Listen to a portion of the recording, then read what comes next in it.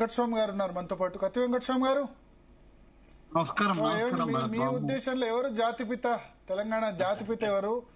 ఈ ఈ బూతు మాటలు ఇవన్నీ ఎప్పుడు పోతాయి తెలంగాణ ఏమంటారు తెలంగాణ పొలిటికల్ స్పెక్ట్రమ్ నుంచి? సార్ ఒక ఉపాధ్యాయుడు. లెక్చరర్స్ అసోసియేషన్ చాలా కీలక పాత్ర, తెలంగాణ లెక్చరర్స్ అసోసియేషన్ జేఏసీలో కూడా కీలక పాత్ర కత్తి వెంకటస్వామి గారిది. ఎవరు? ప్రొఫెసర్ జయశంకర్ సారా జాతిపిత, కేసీఆరా, కోదండరాం సారా? ముందుగా మీకు ప్యానెల్ ఉన్న మిత్రులందరికీ కూడా నమస్కారం. జాతిపిత ఒకడే, అది ఎస్టాబ్లిష్డ్ ఐకాన్ కింద జాతిపిత మహాత్మా గాంధీ. ఇక భారత జాతికి జాతిపిత ఒకటి ఉన్నాక ఇక మళ్ళీ మనం ఎంతమందిని జాతిపితలు పెట్టుకున్నాము, అదొక క్వశ్చన్. రెండవది, తెలంగాణ ఉద్యమం ఇవాళ వచ్చింది కాదు, తరతరాలుగా తెలంగాణ ఉద్యమం 52 కావచ్చు, లేకపోతే 69 కావచ్చు, ఈనాడు కావచ్చు. సో కాబట్టి ఆ బ్యాక్గ్రౌండ్ ఉన్నటువంటి వాళ్ళని ఎవరిని తీసుకుందాం అనే కాడికి వస్తే, ఈ చివరి దశ ఉద్యమంలో నిజంగా ఒకవేళ అలా మనం సంబోధించాల్సి వస్తే ఆచార్య జయశంకర్ కంటే ఇంకా అరువులు ఎవరు లేరు. అది పెట్టాలా, అది తీసుకోవాలా వద్దా అనేది తర్వాత అంశం అయినప్పటికీ, ఒకవేళ మనం అట్లా ఒకరిని పిలవాలనుకుంటే వారే తప్పనిసరిగా దానికి సంపూర్ణమైనటువంటి ఉద్యమ ప్రదాత అయినటువంటి ఆచార్య జయశంకర్ గారి దానికి అర్హులైతారు. సరే, మిగతా వాళ్ళు ఇప్పుడు అభిమానంతో ఎవరినన్నా అనుకోవచ్చు.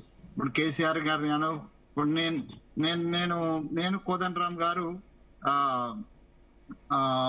అట్లాగే నేను జయశంకర్ గారు 2-3 సార్లు మేము ఇది తాండూరు వెళ్లి వస్తున్న సందర్భంగా ఇట్లాంటి డిస్కషన్ వచ్చింది.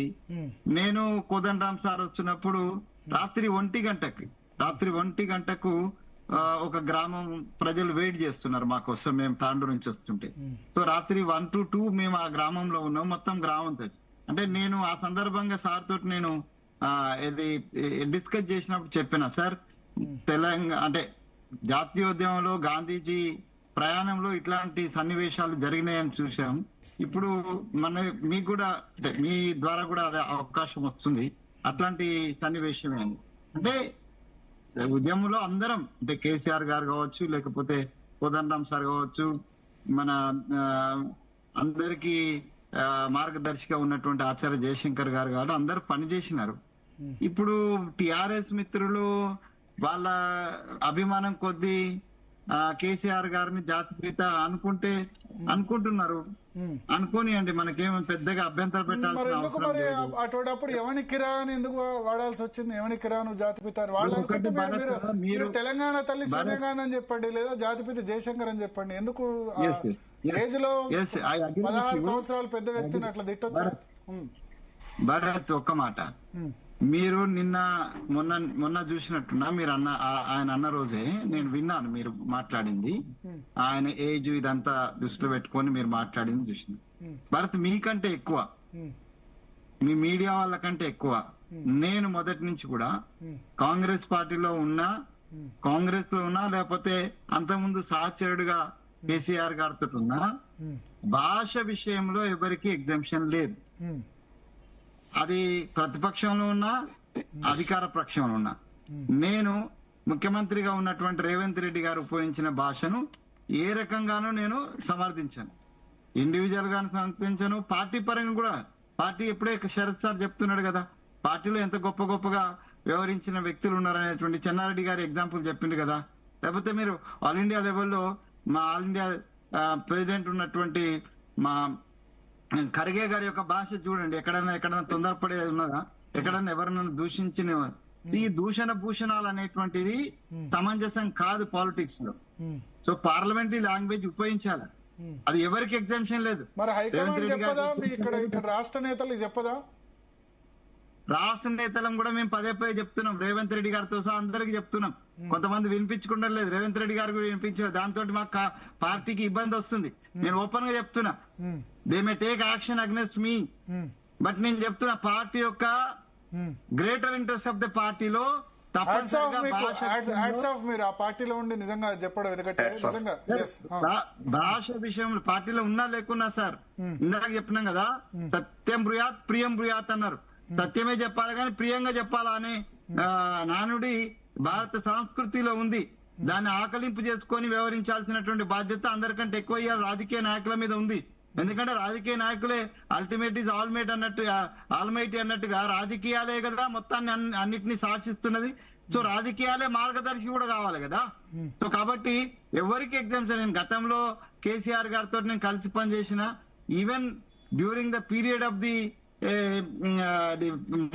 మూమెంట్ తెలంగాణ మూమెంట్ నడుస్తున్నప్పుడు కూడా సందర్భ సహితంగా సార్ కొంత భాషలో మనం సంయమనం పాటిస్తే మంచిదని చెప్పినటువంటి అనుభవం నాకున్నది.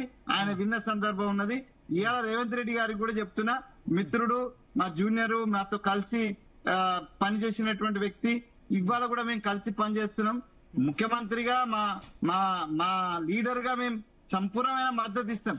కానీ భాష విషయంలో పార్టీ ఇవ్వదు, వ్యక్తిగతంగా కూడా ఇవ్వము. దాన్ని డెఫినెట్ గా మార్చుకోకపోతే మాకే నష్టం జరుగుతుంది, మా పార్టీకే నష్టం జరుగుతుంది అల్టిమేట్ గా. సో దాన్ని ఇవాళ అంటే ఈ భాష విషయానికి వచ్చేది ఉండదంటే శరత్ గారు అన్నట్టుగా రాజకీయాల్లో మార్పులు వచ్చినాయి. రాజకీయ మార్పులలో అందరి భాషలు ఇట్లా ఉపయోగిస్తున్నారు. మోడీ గారు దీనికి ఏం అతిథులు కాదు, వ్యంగ్యాస్త్రాలు వేసేసి బూతులు ఎక్కడ మాట్లాడలేదు నరేంద్ర మోడీ, మాట్లాడలేదు ఎప్పుడు. డిగ్రేడేషన్ మిత్రమా, కేవలం ఒక పదం బూత్ పదం ఉపయోగిస్తేనే కాదు, degradation of the individuals also it comes under the parliament language విషయంలో అది వస్తుంది. అది మోడీ గారు గతంలో ఉళ్ళుకే పట్టే అని మాట్లాడినటువంటి ఉమాభారతి గారు లేరా, అంతగా సాధ్వి రిదంబర లేరా? లేకపోతే భాష విషయంలో వాజ్పేయి గారు అట్లాంటి పెద్ద నేతలు, లేకపోతే అంతకుముందు ఉన్నటువంటి నెహ్రూ గారు, గాంధీ గారు ఆ టైంలో ఉన్నటువంటి నైతికమైనటువంటి విలువలు లేకుండా రోజు రోజుకు దిగజారిపోతుంది. అది మీరు అన్నట్టుగా డైరెక్ట్ బూతుల కాడికి వచ్చింది. ఇది సమంజసం కాదు. ప్రజాస్వామ్యానికి, రాజ్యాంగానికి గొడ్డలు పెట్టు. దీన్ని నేను వ్యక్తిగతంగాను పార్టీ పరంగాను వ్యతిరేకిస్తున్నా. డెఫినెట్ గా దానికి మనం ప్రజలకు సమాధానం చెప్పుకోవాల్సినటువంటి పరిస్థితి ఉంది.